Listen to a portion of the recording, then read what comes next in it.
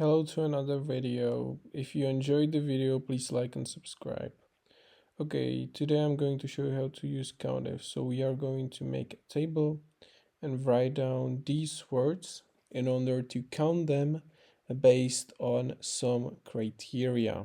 So we are going to also write them in a second column, and after adding also the last one, so I can count them based on the criteria, we can use COUNTIF.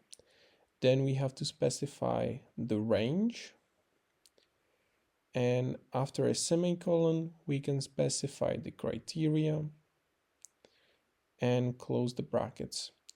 And now we can drag and multiply these into the rest of the column.